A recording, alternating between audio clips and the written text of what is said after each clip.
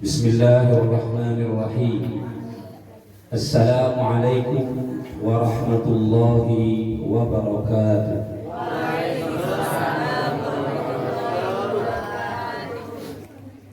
Alhamdulillahi rabbil alamin.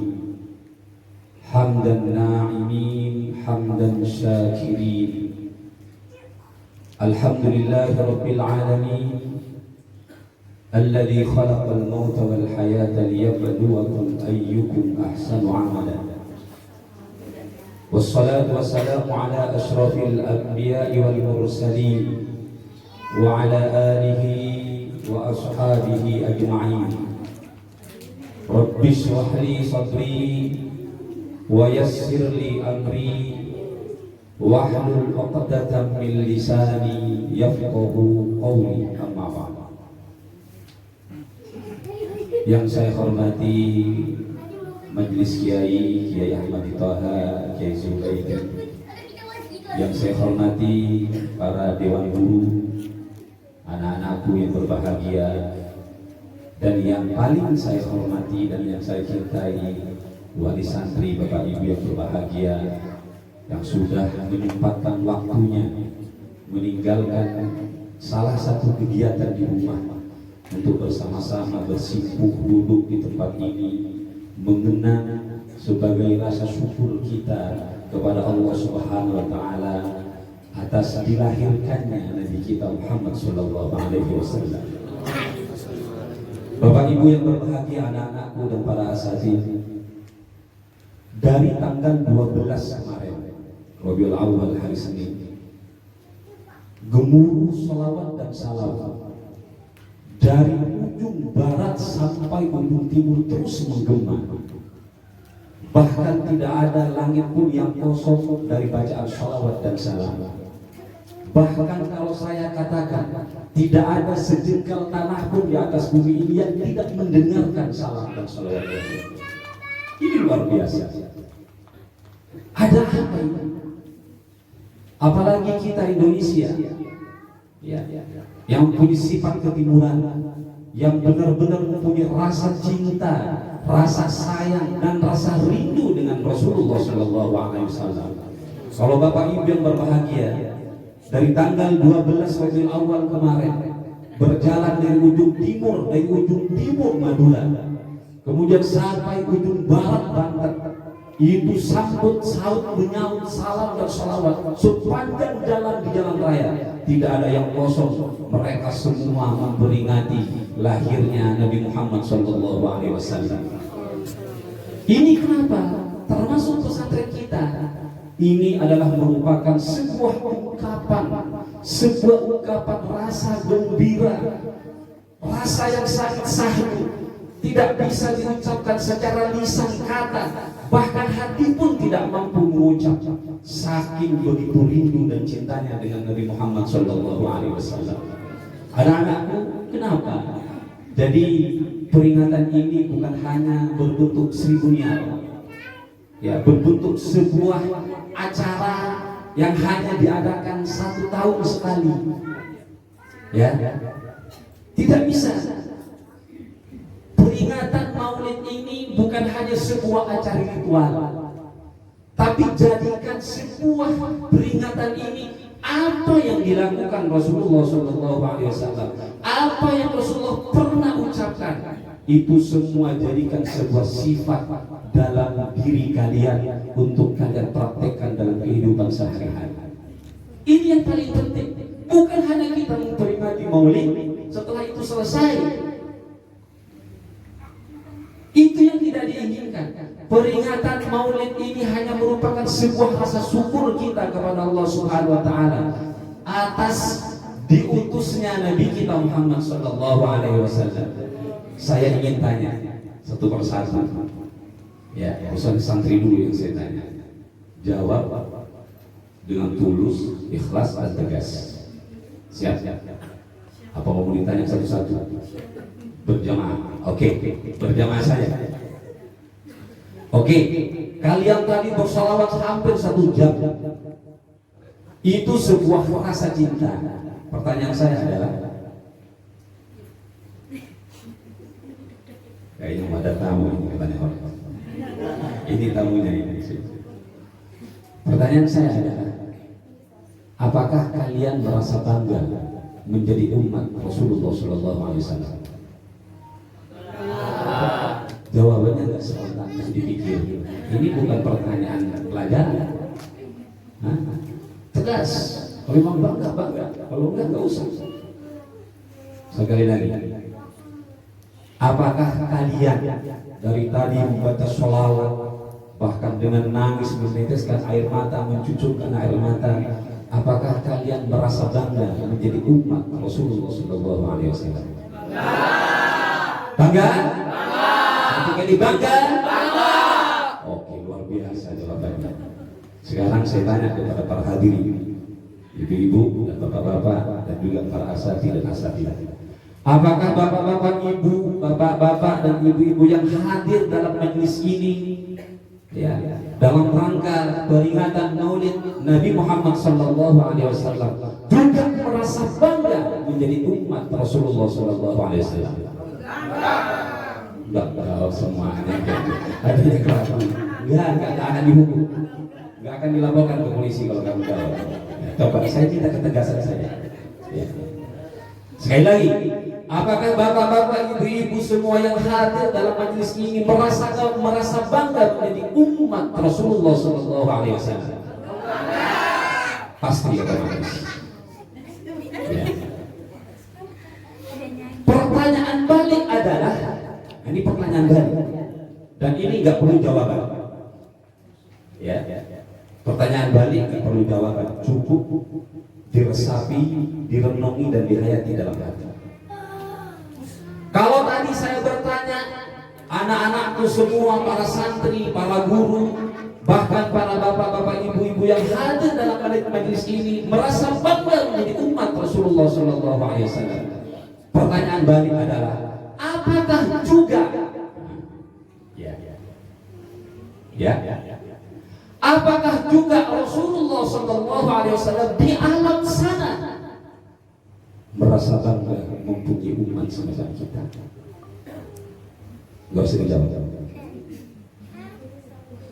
Kalau tadi kita dengan tegas, dengan bangga, dengan bahagia, bahkan dengan suara yang lantang kita bangga menjadi umat Rasulullah SAW, pertanyaan balik adalah, apakah juga Rasulullah SAW di alam sana merasa bangga mempunyai umat semacam kita?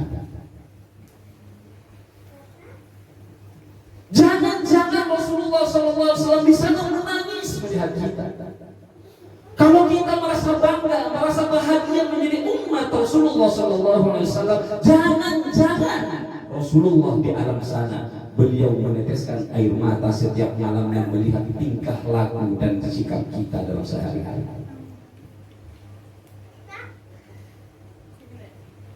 Sesuai dengan firman Allah di dalam surat Al-Imran ayat 159.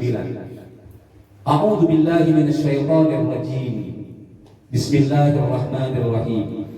Fabima rahmatin minallahi linta lahum. Dengan rahmat Allah, luar biasa. Dengan rahmat Allah. Dalam undang-undang pembukaan undang-undang kita, kemerdekaan pun dengan rahmat Allah, kemerdekaan ini kita rasakan. Para ulama dulu sebenarnya menukil dari sebuah ayat, fabima rahmatin minallahi linta lahum. Dengan rahmat Allah, linta lahum, engkau wahai Muhammad harus berlaku lemah lembut kepada mereka. Lemah lembut kepada umatmu wahai Muhammad. Lemah lembut dengan siapapun yang ada di dalam sekitar kamu. Ini anak-anakku santri semuanya. Sikap ini harus kalian camkan dalam diri kalian. Kamu hidup di pesantren, antara sesama harus lemah lembut. Enggak ada saling membuli, enggak ada yang saling mencaci. Kalian adalah merupakan sebuah kesatuan, sebuah kekuatan yang saling melengkapi. Enggak ada di antara kalian yang paling hebat, enggak ada di antara kalian yang bodoh. Semua adalah sama, semua adalah hamba Allah. Lintalah Ini sifat sikap yang Allah ajarkan kepada Rasulullah Sallallahu Alaihi Wasallam. Harus lemah lembut. Wahai Muhammad, bukan hanya kepada orang Islam, bukan hanya kepada orang mukmin yang harus engkau lemah lembut, Muhammad. Kepada orang kafir pun, wahai Muhammad, engkau harus lemah lembut. Ini luar biasa. Sifat Rasulullah Sallallahu Alaihi Wasallam. Ada sebuah kisah. Kebiasaan Rasulullah Sallallahu Alaihi Wasallam setiap habis sholat duha, beliau keluar dari roboh rumahnya yang sekarang menjadi kuburan Rasulullah Sallallahu Alaihi Wasallam. Setiap hari beliau keluar. Setelah sholat duha di roboh, karena dulu roboh anakku adalah merupakan masjid Rasulullah. Jadi rumah Rasulullah yang insya Allah nanti kalian akan tahu kalau sudah kalian ini sudah. Mau nggak diwisuda di Mekah? Nah, ini kita saksikan ibu-ibunya ini. Wah, anak-anak ini semangat semuanya. Ya, insya Allah kita cita-cita kita, anak-anak kita akan kita wisuda di Mekah, langsung di Madinah. Ya. Kita lihat coba. Kebiasaan Rasulullah SAW, beliau keluar setiap hari dari rumahnya. Setelah sholat duha, di samping rumahnya adalah masjid yang sekarang namanya roboh. Ya. Makanya barang siapa yang berdoa di roboh, maka doa tidak ada yang tidak dikabul, pasti dikabul oleh Allah Subhanahu wa Ta'ala. Karena roboh yang ada di Madinah sekarang adalah merupakan bagian dari taman-taman surga. Maka kedahsyatan roboh adalah siapapun yang berdoa, siapapun yang mengangkat kedua tangannya, menangis di sana, Allah merasa malu untuk menolaknya.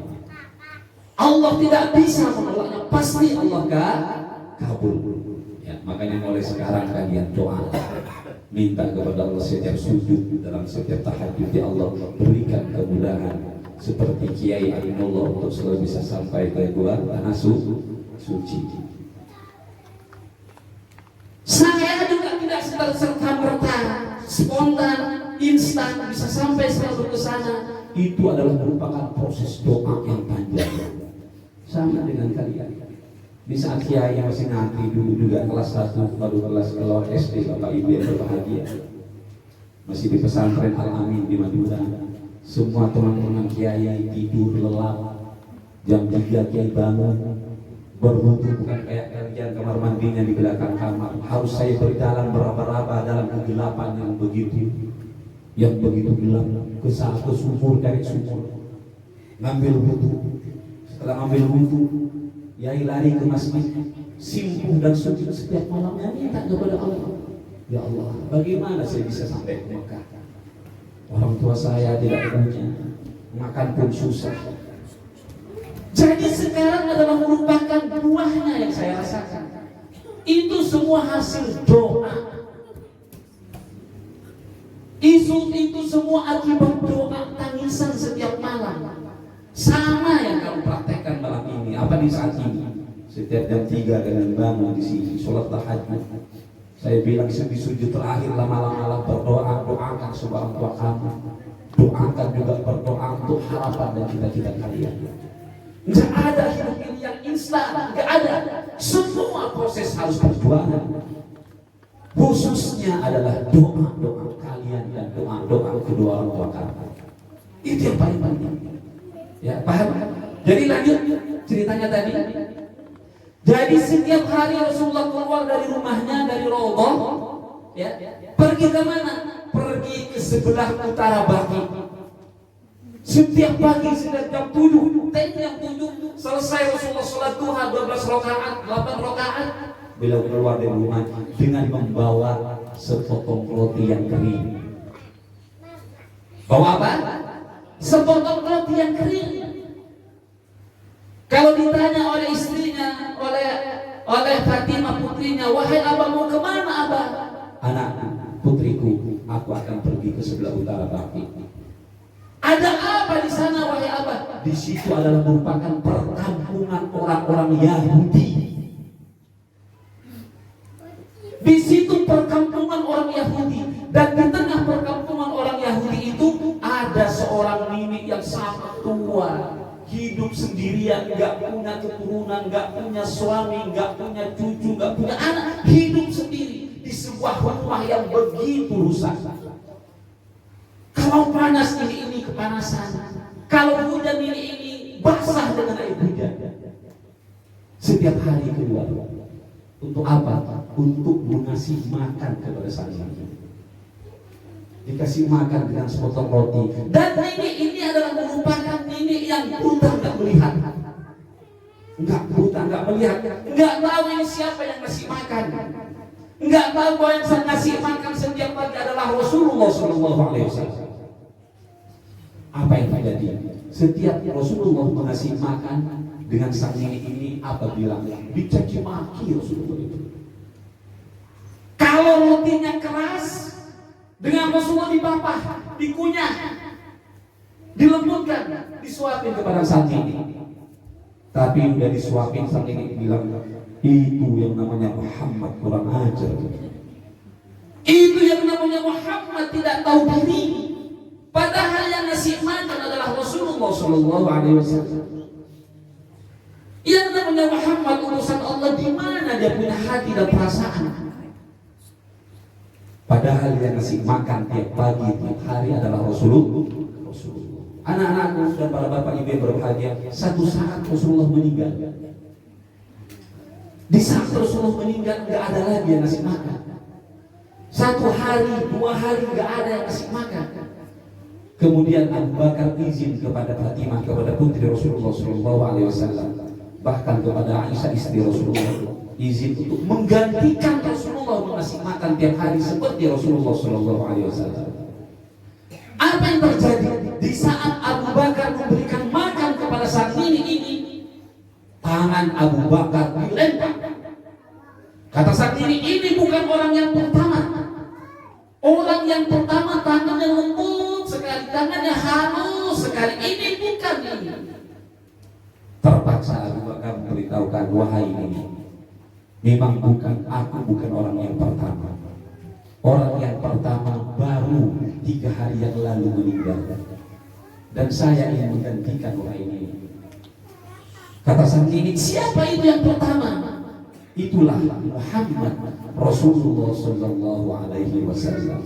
Mendengar kata-kata Muhammad Rasulullah SAW, sang nenek ini langsung pingsan. Merasa dosa, merasa salah. Orang yang sekian bulan ngasih makan, udah ngasih makan dicaci maki lagi. Tapi setelah mendengar bahwa Muhammad adalah Muhammad yang ngasih makan, sang ini langsung pingsan. Siuman dari pingsannya, langsung dia mengucap, asyhadu an la ilaha illallah wa asyhadu anna Muhammadar Rasulullah. Inilah sifat Rasulullah SAW. Lintalah lemah lembut dengan sesama. Makanya di pesantren ini nggak ada ya, yang dari majelis kiai, dari dewan guru, apalagi dari santri yang kasar-kasar. Nggak boh, yang tegas, nggak boh. Hiduplah kalian penuh rahmat, penuh kasih sayang, penuh santun. Sebab sifat ini adalah sifat yang diajarkan Rasulullah SAW. Kemudian tulisan ayat, walau kunta faddan ghalidhal qalbi, wahai Muhammad, kata Allah, kalau seandainya engkau wahai Muhammad mempunyai hati yang keras, sifat yang keras, faddan ghalidhal qalbi lam faddu min hawlik, maka semua orang yang ada di sekitar kamu pasti akan pergi. Kalau kamu galak-galak sama teman kamu tidak akan punya teman. Kalau kamu galak, sering membuli, sering kasar sama teman-teman kamu akan ditinggalkan dengan teman-teman kamu. Karena ini sifat Rasulullah SAW. Seterusnya, fa'fu anhum, wahai Muhammad, berilah maaf kepada siapapun yang bersalah. Kalian harus menjadi orang pemaaf. Enggak perlu disuruh. Kalau kamu merasa salah, cepat minta maaf. Enggak ada hinanya. Tidak akan kamu turun derajat harkat kamu gara-gara kamu minta maaf. Cepatlah minta maaf.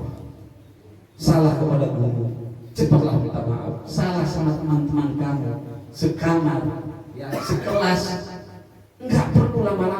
segera kamu minta maaf. Siap? Siap? Siap?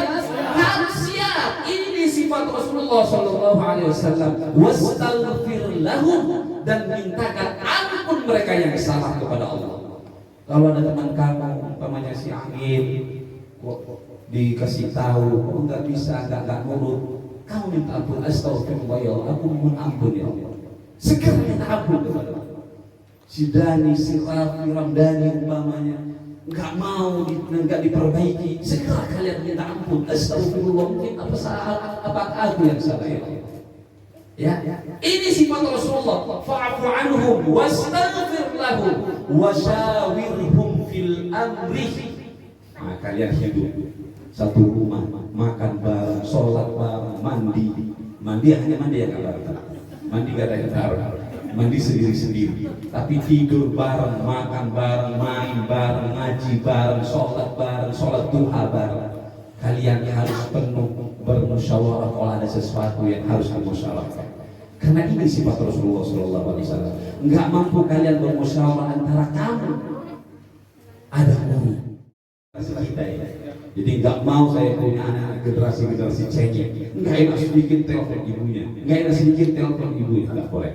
Ya. Nah, ceritakan yang enak-enak saja kepada orang tua. Oke? Baik, Bapak Ibu yang berbahagia.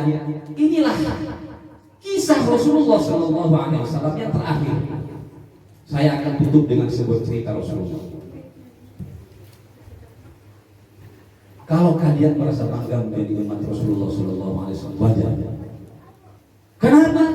Karena Rasulullah Sallallahu Alaihi Wasallam sepanjang hidup hayatnya sampai dia mengakhiri nafas terakhirnya, yang dipikirkan adalah bapak ibu yang berbahagia.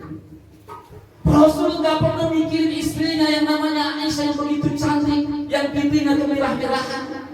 Rasul gak pernah juga menceritakan, berpikir tentang putrinya. Gak pernah dipikirkan putri dan istri-istrinya yang setiap malam menjadi tangisan Rasulullah Sallallahu Alaihi Wasallam. Setiap sujudnya, setiap rukunya, sampai sujud dan tempat rukunya basah dengan tetesan air mata. Yang ditangisi adalah sampean semuanya, umatnya. Luar biasa Rasulullah. Kalau sampean gak sayang kepada Rasulullah, ini keterlaluan. Jadi hidup Rasulullah itu sampai mengakhiri hidupnya yang dipikirkan kita umatnya. Sampai suatu hari istrinya, ya Rasul, melihat kakinya dilihat bengkak, banyak sujud, banyak ruku, melihat setiap malamnya matanya mumar merah, banyak menangis, bahkan tidur dengan istrinya kurang. Sampai istrinya bilang, Siti Aisyah, ya Rasul, kenapa kau berjuang hampir semalam malam kau habisi sujud dan menangis kepada Allah? Bukankah engkau ya Rasul sudah dijamin pasti masuk surga? Apa dalam jawaban beliau? Ala aku abad syakur. Apakah tidak pantas kalau saya menjadi hamba-hamba Allah yang bersyukur?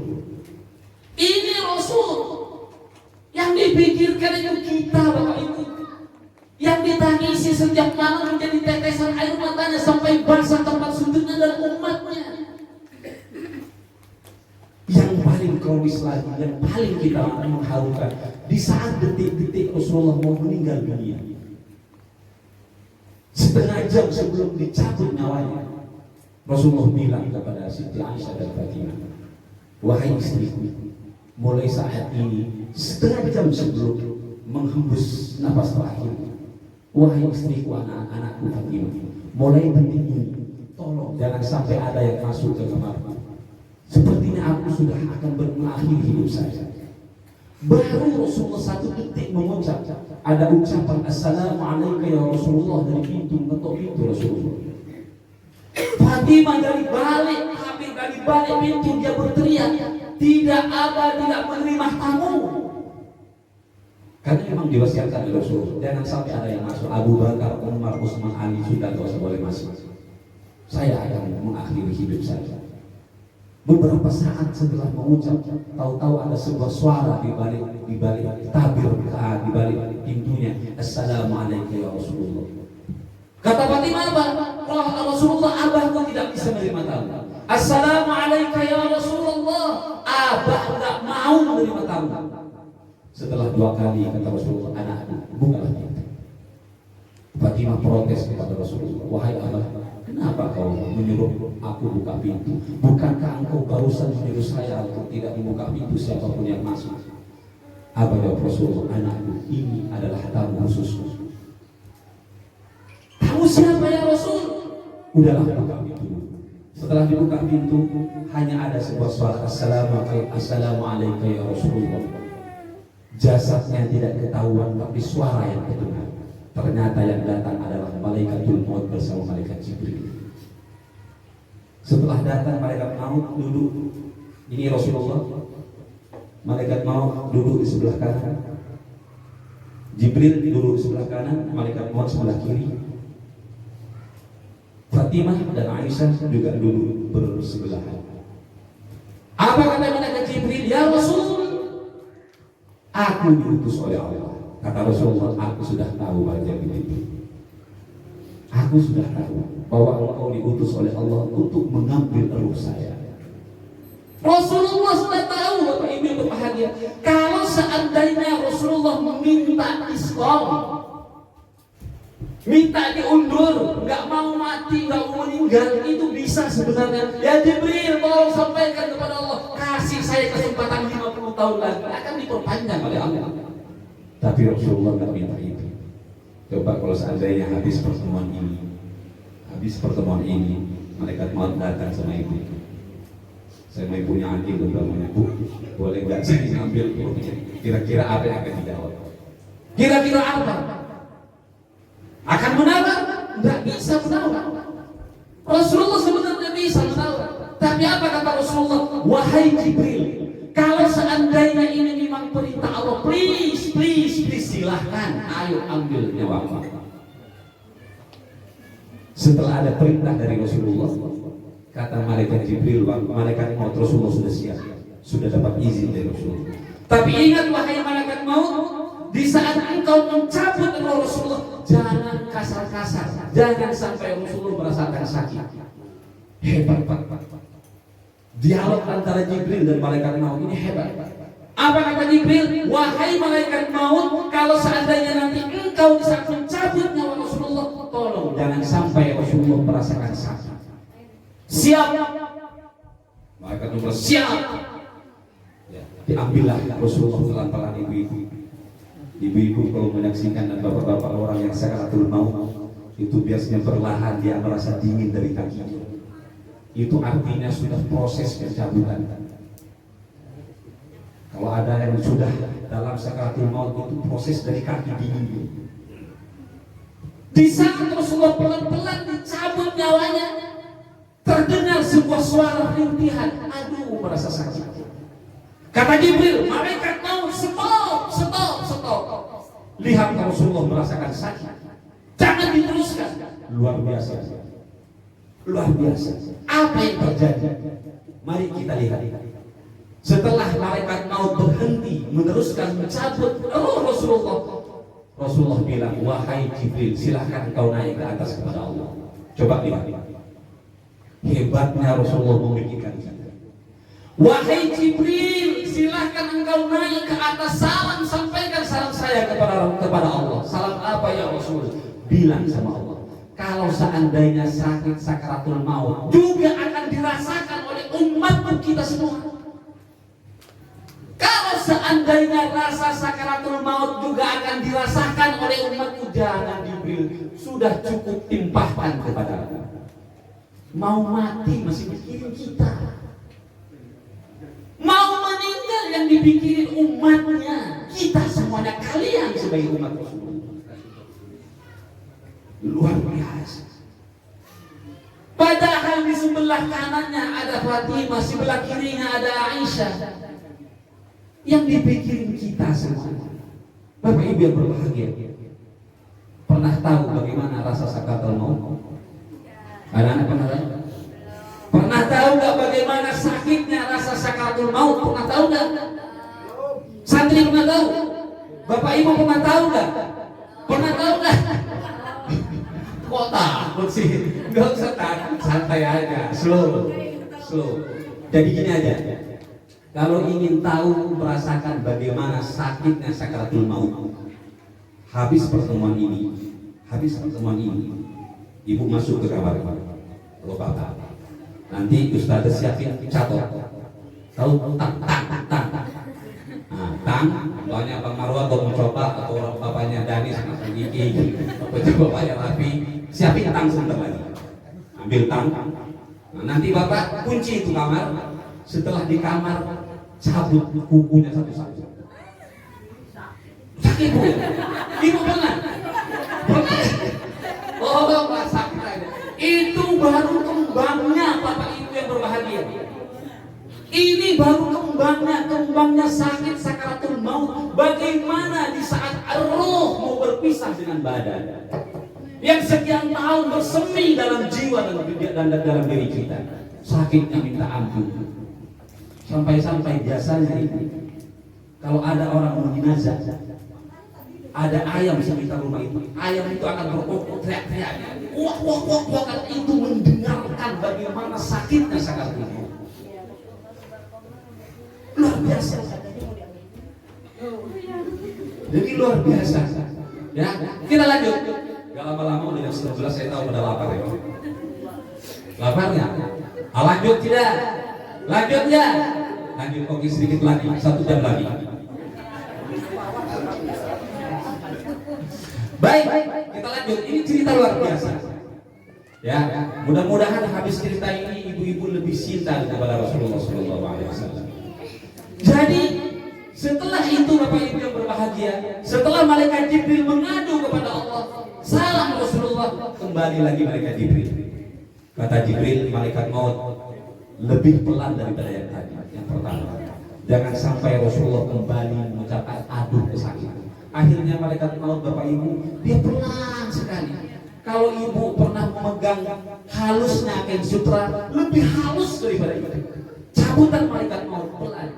Sudah pelan, setelah nyawa di kerongkongan, apa yang terucap? Kita lagi yang diucap, umatnya lagi yang diucap. An-nisa, as-salat, ummati, 3 perkara yang diucap Rasulullah sebelum beliau. An-nisa, aku titip para perempuan ini, karena perempuan ini adalah merupakan pintu kebahagiaan dan pintu kerusakan. Titip, jangan diapa-apain. An-nisa. Yang kedua, as-salat, aku titip salat. Yang ketiga, ummati, Jibril, aku titip umatku Jibril. Engkau boleh mengambil roh saya Jibril, tapi umatku aku titip Jibril. Ini roh luar biasa. Rasulullah SAW sudah sakaratul maut, nyawa sudah berada di kerongkongan, yang disebut kita kamu anak-anak. Kamu yang dicari oleh Rasulullah. Kemudian apa lagi? Di saat nanti dibangkitkan dari alam mahsyar, di saat Rasulullah dibangkitkan, pertama orang yang dibangkitkan nanti dalam masalah adalah Rasulullah SAW. Yang dicari pertama adalah kita juga, mana umatku, mana umatku. Ini cintanya Rasulullah kepada kita. Maka kalau nggak cukup, ibu-ibu, bapak-bapak, nggak cukup hanya memperingati Maulid sebagai wujud cinta kita kepada Rasul, maka perbanyak baca sholawat.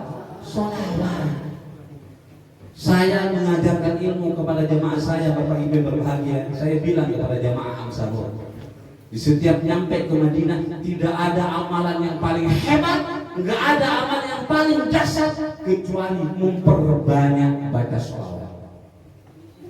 Kalau sampai ingin bertemu dengan Rasulullah, mimpi ataupun terjaga, perbanyak baca sholawat.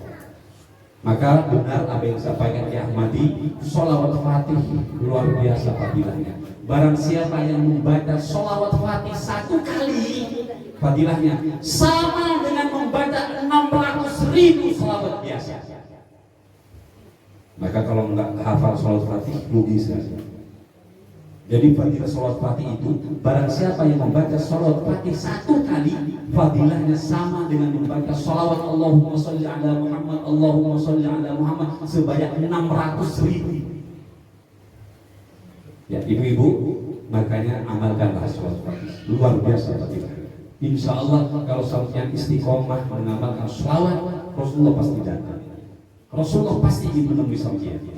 Mari bersama-sama. Allahumma sholli ala sayyidina Muhammadin al-Fatihi lima uliqa wal khatimi lima sabaq nasiril haqqi bil haqqi wal hadi ila siratikal mustaqim wa ala alihi haqqa qadrihi wa miqdarihil azim. Ini sholawat luar biasa, karena semua sholawat itu biasanya dari Rasulullah, tapi sholawat ini langsung dari Allah yang langsung diberikan kepada Rasulullah SAW. Maka fadilah sholawat luar biasa. Kalau ibu-ibu, bapak-bapak ada kesulitan dalam masalah apapun, perbanyak baca sholawat. Ya, sulit, ada masalah, tidak pernah terselesaikan, rezeki sulit, ya, banyak kesulitan dalam hidup, perbanyak baca sholawat, baca sholawat. Maka dari itu anak-anakku yang berbahagia, inilah Rasulullah SAW. Maka tidak ada alasan kita untuk tidak mencintai Rasulullah.